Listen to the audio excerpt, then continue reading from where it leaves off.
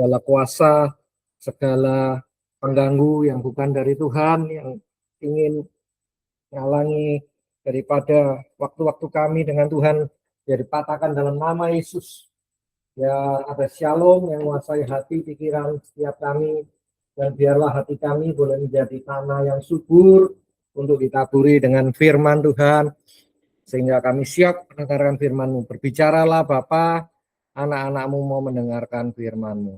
Di dalam nama Tuhan Yesus kami berdoa dan mengucap syukur. Haleluya. Amin. Shalom Bapak Ibu Saudaraku. Oke, ini sudah dimunculkan. Jadi judulnya malam hari ini Holy Ghost Test, atau kalau diterjemahkan di dalam bahasa Indonesia adalah ujian yang daripada Tuhan. Jadi Bapak Ibu Saudaraku, setiap dari kita perlu menyadari bahwa hidup itu tidak pernah lepas ya dari masalah. Hidup tidak pernah lepas dari masalah. Setiap orang hidup punya masalah, punya pergumulan. Tetapi yang perlu kita ketahui bersama, ada masalah yang disebabkan oleh dosa atau pelanggaran, ada juga yang namanya ujian memang dari Tuhan. Memang diizinkan supaya kita naik level, supaya setelah kita diurapi, kita menerima Tuhan Yesus sebagai Tuhan Juru Selamat pribadi, Roh Kudus membawa Tuhan Yesus ke dalam padang gurun. Yang sama terjadi kepada orang-orang percaya. Artinya apa?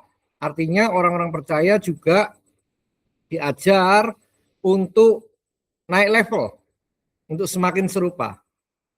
Next slide. Mari buka bersama dengan saya, itu kitab Yakobus pasal yang pertama, ayatnya 26 hingga 27. Yakobus pasal yang pertama, ayat yang ke-26 hingga 27. Sementara Bapak Ibu Saudara sedang membuka, saya akan membacakan bagi Bapak Ibu Saudara ya. Nanti juga akan muncul di layar. Karena malam hari ini pengajaran kita akan buka banyak ayat firman Tuhan. Jadi harapan saya Bapak Ibu Saudaraku ada Alkitab ya. Atau mungkin Alkitab, atau mungkin boleh juga membuka di dalam HP-nya ya. Oke, sekarang saya tampilkan dulu ayatnya.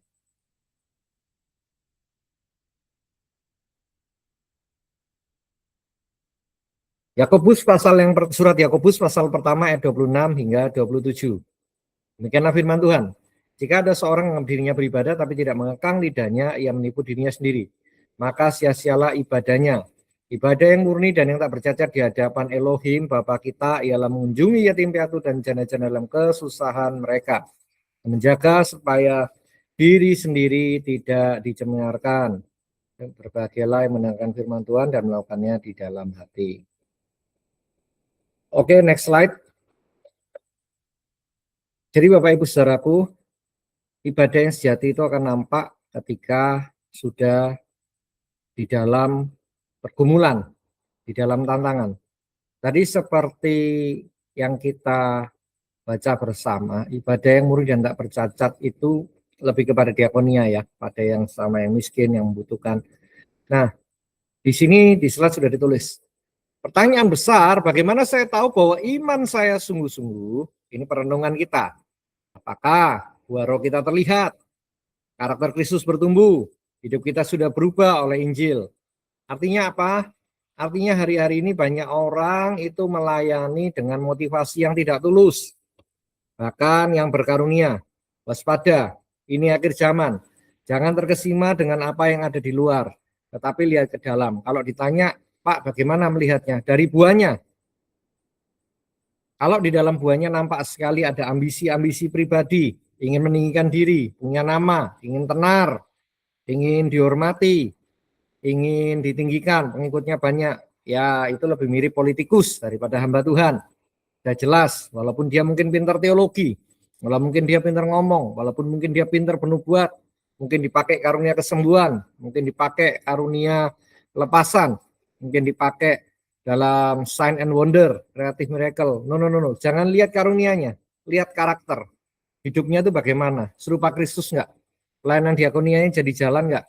Pelayanan pada orang miskin, pada orang sama yang butuhkan, yang kesusahan. Orang terdekatnya gimana? Pasangannya, orang tuanya, dengan mertua, dengan anak, dengan mantu, dengan cucu, bagaimana? Itu merupakan ujian. Iman kita seperti apa? Orang terdekat kita yang tahu. Paling gampang kalau dulu saya ingat, waktu saya masih pelayanan pastoral, itu tanya sopirnya, tanya pembantunya tanpa bosnya tahu. Nah, itu biasa kelihatan aslinya gimana.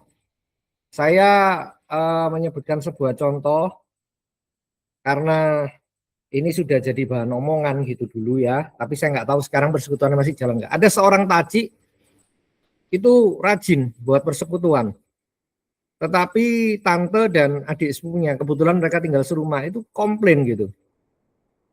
Ini Cici itu suka masukin laki gitu, maksudnya yang tidak ada hubungan pernikahan, maksudnya gonta-ganti calon gitu. Karena apa? Karena dia cari yang kaya rupanya, jadi nggak mau ini. Terus juga dalam pekerjaan juga begitu, karena dia kerjanya marketing, nampaknya hidupnya tidak menjaga kekudusan. Ini kan tidak jadi berkat, walaupun Anda ditumpang tangan, ibaratnya tuh kaliber Nabi Musa, Elia, langsung yang tumpang tangan ke Anda. Kalau hidup Anda begitu, Anda mau nyumbang miliaran, mau puluhan triliun pun, ingat, keselamatan itu anugerah, bukan kuat gagah kita. Kalau orang terdekat kita tuh melihat hidupnya nggak berbuah, masalah. Contoh lain, ada seorang oknum ya, kan katakan begitu ya, gede, banyak pengikutnya, tapi ternyata ketahuan money laundering, banyak uang-uang abu-abu yang masuk untuk menopang pelayanan ini. Sambutan kepada orang-orang kaya beda dengan sambutan dengan mungkin yang sandalnya boleh dikata kiri kanan, beda. Ini serem saudara, ini akhir zaman. Tetapi lewat pandemi kemarin itu menampilkan gimana karakter aslinya. Kita dipertontonkan aslinya itu bagaimana. Kalau seorang tuh hamba Kristus, kerendahan hatinya nampak, buaronya nampak, kasihnya nampak, sukacitanya nampak, difitnah tidak membalas, mengampuni, memberkati. Oke, next slide.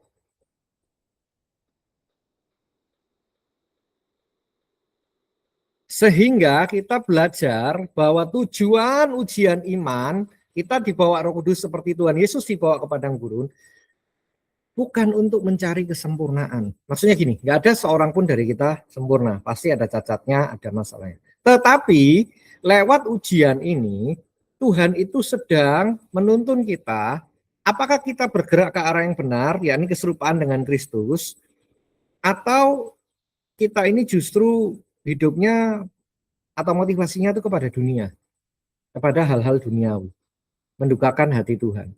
Ini patut menjadi pertanyaan. Ini patut menjadi perenungan kita bersama, ya. Benar-benar kita refleksi pribadi waktu saat teduh, waktu membaca Alkitab, waktu berdoa, menyembah, dengan Roh Kudus menguji hati kita. Apakah kita sudah di arah yang benar oleh anugerah Elohim? Ada 3 indikator. Next. Sebab banyak, tapi kalau kita mau ini dengan slide ini memudahkan ya, jadi nggak bingung. Yang pertama tadi di Yakobus 1 ayat 26, jika seorang tidak mengekang lidahnya, ia menipu dirinya sendiri. Sehingga apa? Ini menegur, menemplak kita. Waspada apa? 1, gosip. 2, kebohongan. Waduh, jadi saya nggak kelihatan. 3, hinaan. 4, kata-kata yang melukai. Bapak Ibu Saudaraku, hari-hari ini kita sering lihat di banyak itu di media sosial, mau di TikTok, di YouTube, di apa. Banyak yang untuk menaikkan rating demi menaikkan, ini mungkin panas saya nggak kelihatan tapi nggak apa-apa. Itu menggunakan gosip. Kebohongan itu nggak selalu bicara yang pasti salah, tapi tidak dikatakan benar, tidak juga dikatakan salah, area abu-abu. Sebenarnya lebih baik kalau begitu kita diam saja, tapi hari ini kita banyak demi menaikkan rating, hinaan. Oh, apalagi ini kalau Anda masuk ke forum-forum atau YouTube yang antara agama, itu bukan dialog, saling mencaci, saling memaki. Bahkan antar gereja, mungkin antar Protestan, Pentakosta, antar Katolik, itu malah justru bukan saling mengasihi dalam kasih Kristus, sudah tidak ada sopan santun, saling sindir, saling ini prihatin ini. Mana ini buah rohnya? Dan poin yang terakhir ini dikatakan waspada kata-kata yang melukai. Wow, banyak sekali Bapak Ibu Saudara.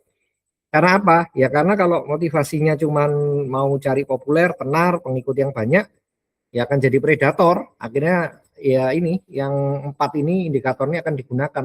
Justru untuk apa? Justru untuk supaya dirinya sendiri yang naik, yang lain itu kompetitor atau musuhnya itu down. Nah, ini refleksi kita. Apakah perkataanku mencerminkan apa, Bapak Ibu Saudara? Imanku. Ini yang tahu orang-orang sekeliling kita, orang-orang dekat kita. Kesaksian dari saya pribadi, ketika saya diurapi Roh Kudus, ketika saya proses kelahiran baru, berubah. Berubah itu apa? Saya lebih banyak diem daripada banyak ngomong. Kalaupun ngomong seperlunya. Tetapi ketika saya dikuasai kedagingan, ketika saya artinya ya jarang puasa, jarang doa, jarang menyembah, itu manusia lamanya hidup lagi. Nanti itu bahas kok bisa gitu nanti. Tapi sekarang intinya gini. Kalau saya jauh dari hadirat, artinya loh Tuhan itu di mana-mana, Tuhan multi present. Yes.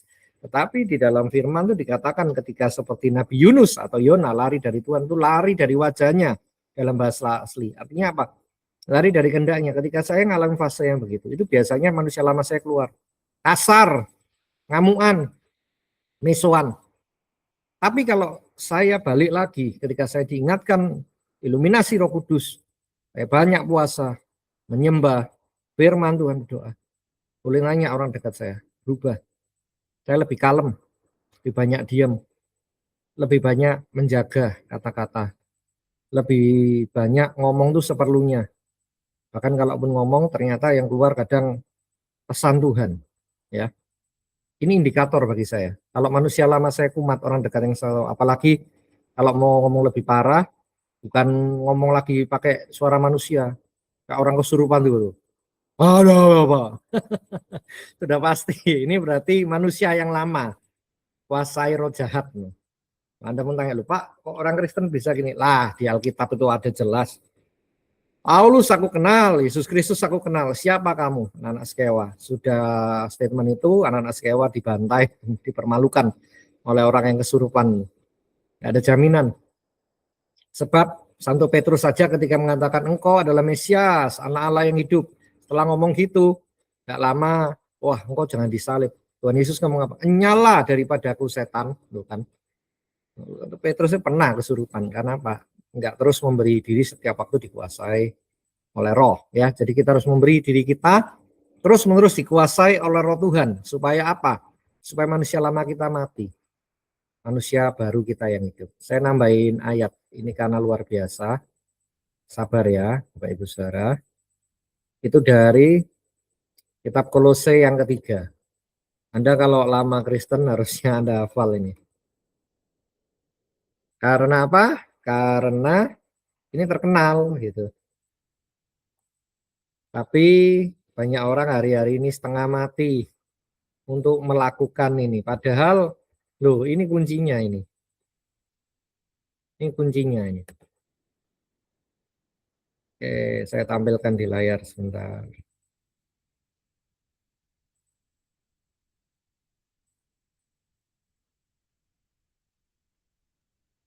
Oke.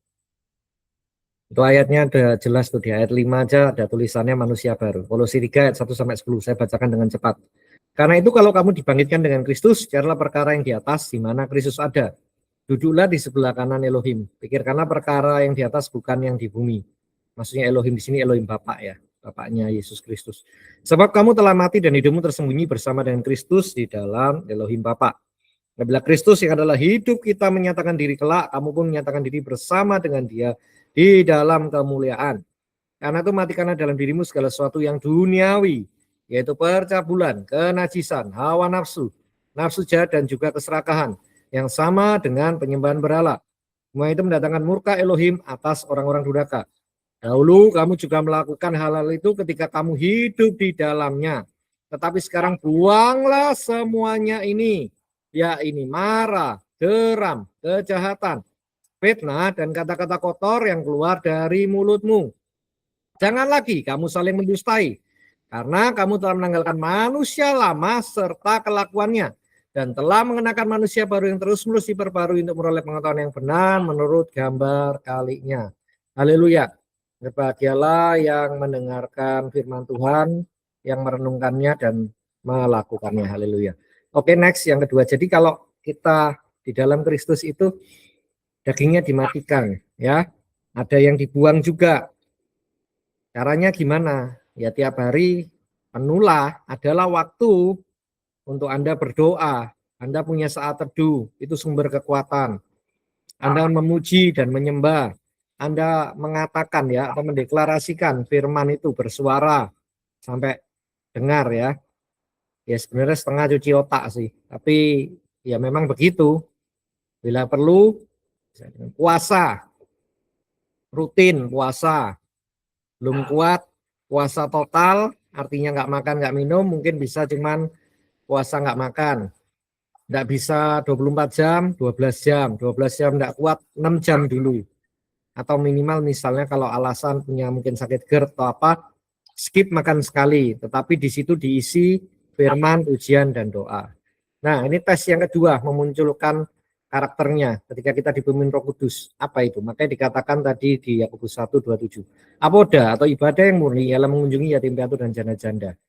Ya, apa? Belas kasihan yang nyata. Kalau kita melihat orang mengaku hamba Tuhan, tetapi dia tidak punya belas kasihan, empati terhadap orang yang menderita, orang yang susah. Ini contohnya. Oh, balik dulu yang kedua. Contohnya kemarin viral tuh, pesta babi. Kita nggak prihatin melihat Indonesia alamnya dirusak sedemikian, walaupun kita jauh ya, itu di saudara-saudara kita Papua. Perlu dipertanyakan, ini hamba Tuhan atau hamba Tuhan? Ya. Jadi apa sih karakter Bapak Surgawi itu? Peduli pada yang lemah, mengasihi yang menderita, menolong yang membutuhkan. Dan itu diwujudkan lewat putra tunggalnya Yesus Kristus di atas kayu salib. Menjadi pertanyaan, apakah hatiku masih tergerak oleh penderitaan Sam? Atau kita udah jadi enam? Atau kita tuh jadi kebal? Atau kita jadi kebas? Atau kita malah suka ya suka apa? Suka yang mewah-mewah gitu. Nggak seneng lihat yang miskin, yang apa, yang ini boro-boro mau nolong.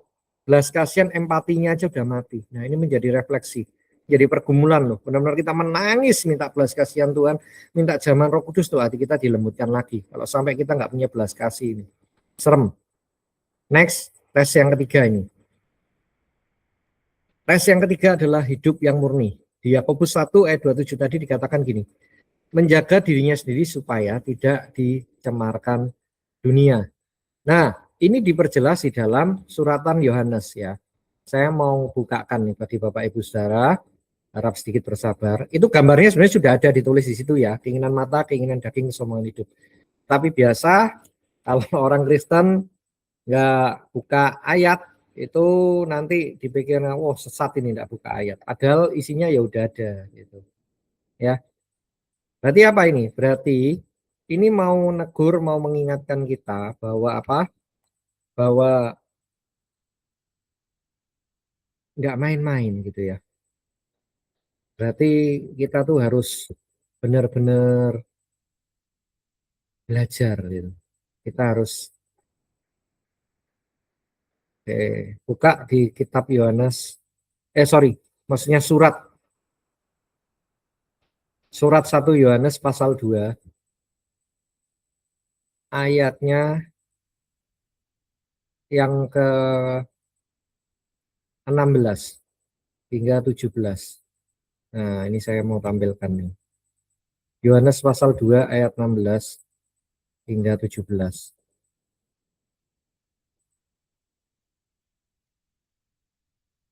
Nah, dikatakan begini. Sebab semua yang ada di dalam dunia, ya ini keinginan daging, keinginan mata, dan keangkuhan hidup, bukanlah berasal dari Bapa, melainkan dari dunia. Dan dunia ini sedang lenyap dengan keinginannya, tapi orang melakukan kehendak Bapa Surgawi tetap hidup selama-lamanya.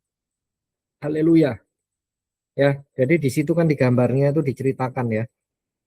Ceritakan apa?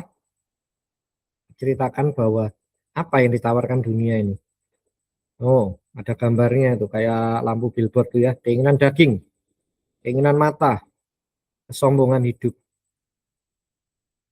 Itu yang membuat akhirnya iman kita belok.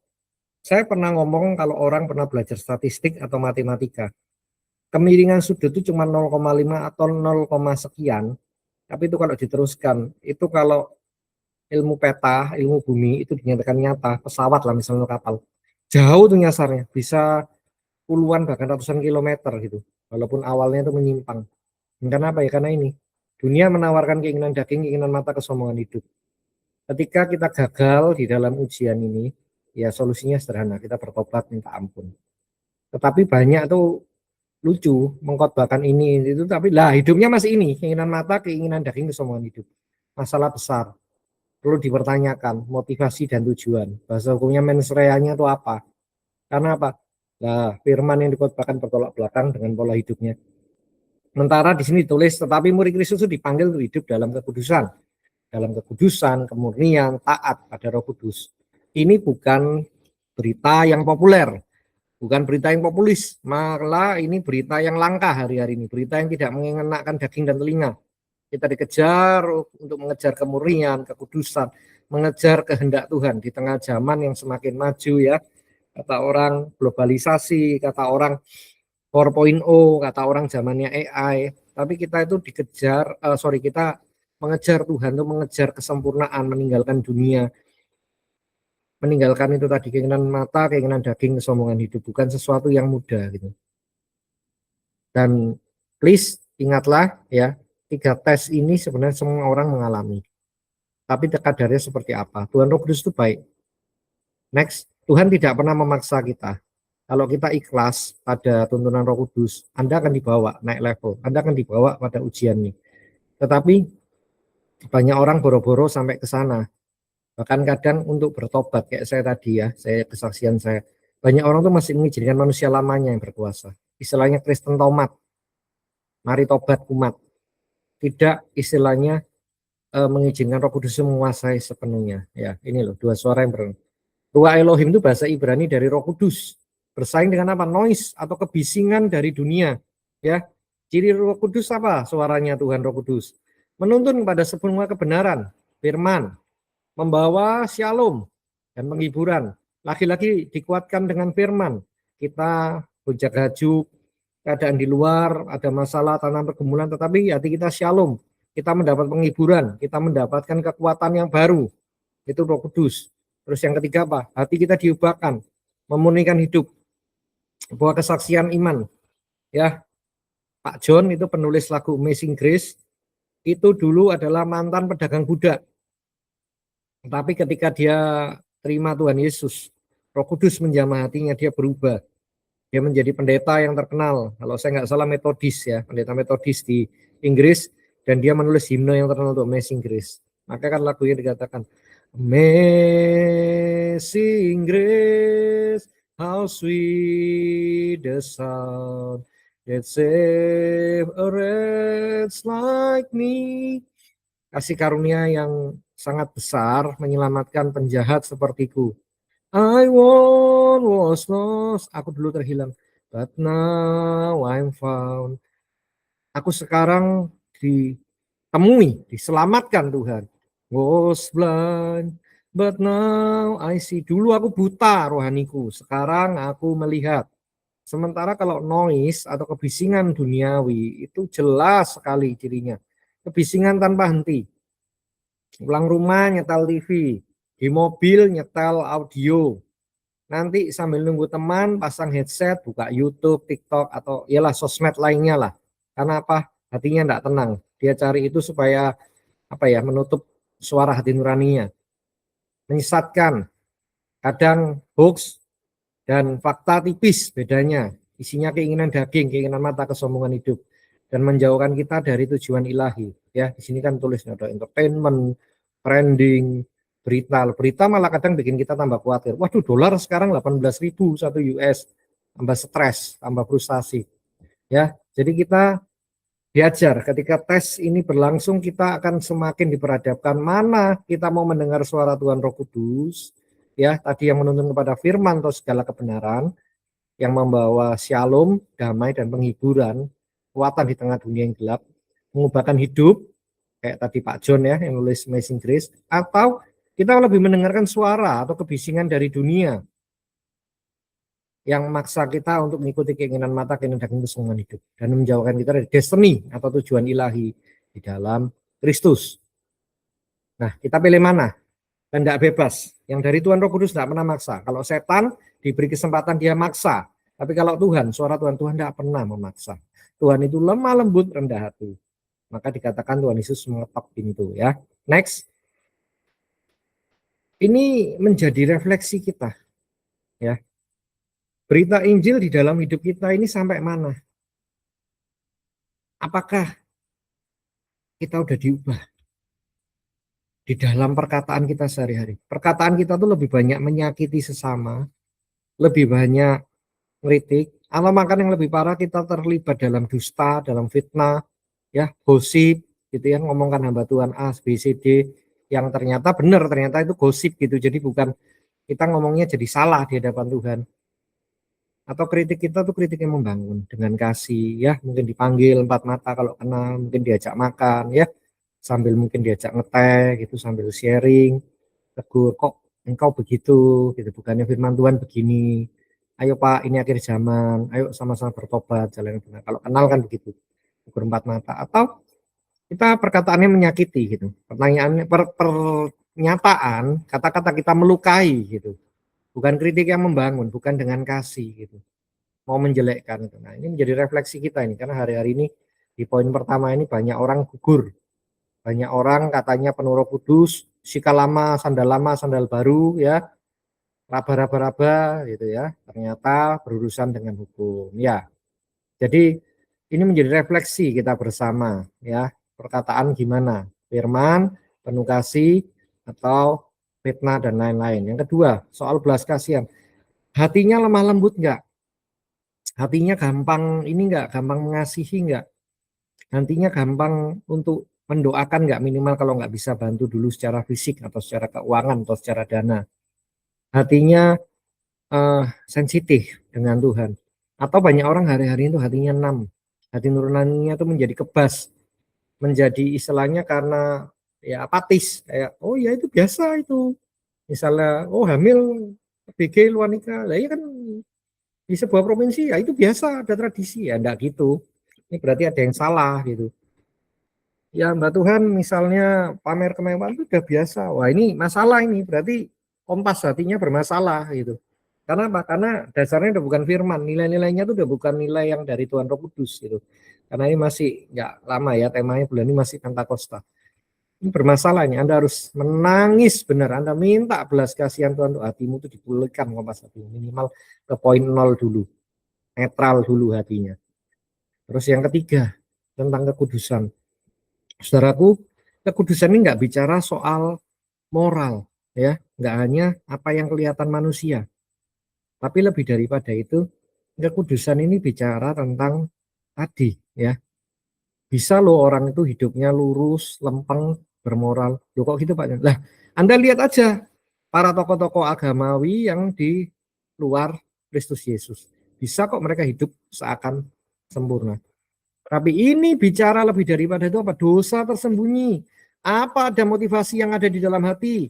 Kalau tadi kita pakai ilustrasi dari Nabi Yunus atau Yona, seperti saya katakan di awal, Yona itu kabur dari Tuhan. Namanya Nabi, kriteria Nabi di dalam umat Israel itu nggak gampang. Anda boleh buka kitab Imamat, Anda boleh buka kitab Bilangan, banyak sekali kriterianya. Tapi kenapa Tuhan tidak berkenan? Karena Yona tidak taat. Yona bisa mendengar pesan Tuhan audible, tetapi dia justru lari dari panggilan. Berapa banyak hari-hari ini orang mengkompromikan panggilan atau teguran Tuhan, suara angin sepoi-sepoi basah atau iluminasi Roh Kudus itu kompromi dengan nilai-nilai dunia. Tipis loh, tipis. Ingat tipis. Hanya Tuhan yang tahu. Hanya Tuhan yang tahu. Kalau ini tidak bicara moral, tidak bicara keuangan, tidak bicara itu. Manusia tidak tahu loh. Pasanganmu mungkin tidak tahu. Orang tua bahkan anak tidak tahu. Taunya nanti apa? Pengadilan terakhir. Karena apa? Mana domba, mana kambing. Kambing itu klaim. Mana dari ini semua yang tidak pernah keluar? Artinya dia bilang, aku tuh melakukan Torah. Aku tuh sudah hidup tuh sedemikian baiknya. Tapi motivasinya aku. Nggak kelihatan ya tangannya. Aku, ego. Domba. Kebalik. Dia malah nanya, Tuhan, kapan kami memberi makan ketika Engkau lapar? Kapan kami memberi pakaian ketika Engkau kedinginan? Kapan kami menjenguk Engkau ketika Engkau dalam penjara? Artinya apa? Motivasi domba itu selalu ngomong, aduh, saya ini jauh loh dari sempurna. Semua itu karena anugerah Tuhan. Malah mungkin dia berbuat baik dan dia lupa pernah berbuat baik.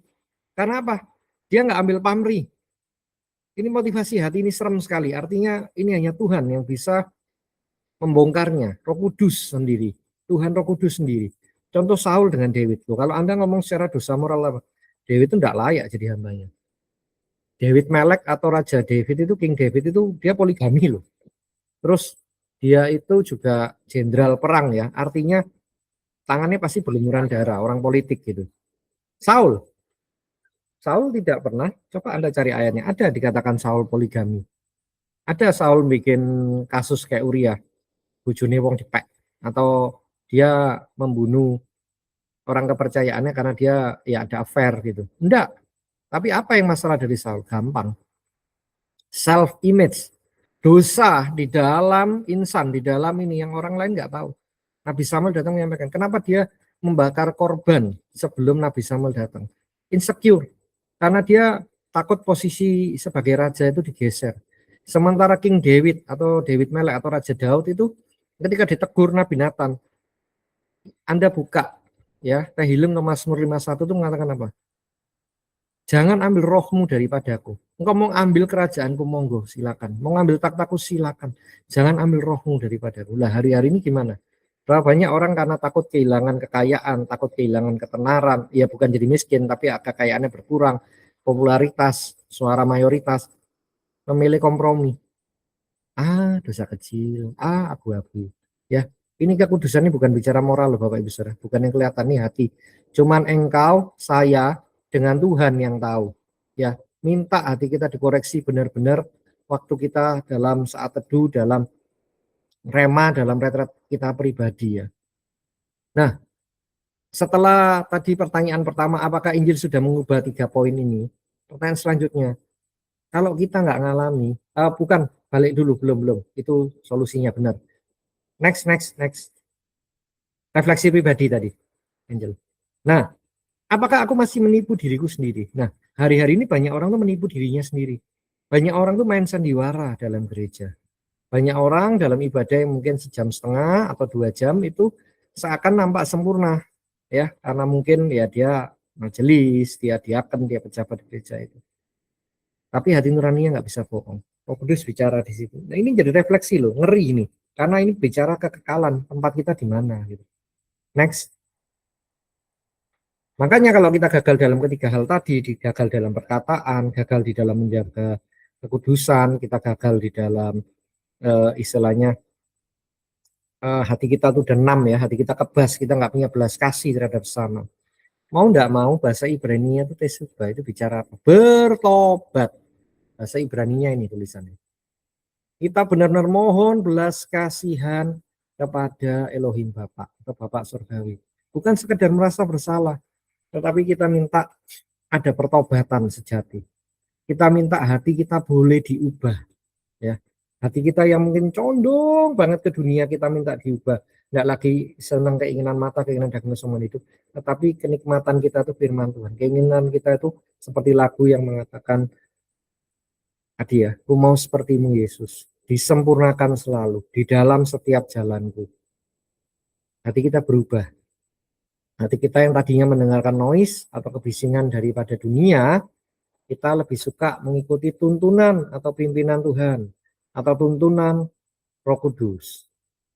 Next, maka saya simpulkan ya firman Tuhan malam hari ini bahwa apa? Injil itu tidak hanya mengampuni dosa, tetapi Injil itu justru memperbarui hati, membentuk karakter. Saya mencatat menolong kita bertumbuh semakin hari semakin serupa Kristus. Nah, indikatornya ini 3 ini. Ada pengendalian diri. Kita bisa mengontrol perkataan. Bahkan ketika tidak perlu, seperti saya ya, yang suka ngomong, tiba-tiba lebih banyak diem. Lebih banyak berjaga-jaga. Karena apa? Karena kita takut sekali mendukakan Roh Kudus. Hati kita penuh dengan belas kasih. Kita berbelas kasih kepada sesama yang menderita, yang membutuhkan. Kita sedih ketika alam itu rusak, ya, teologi ekologis.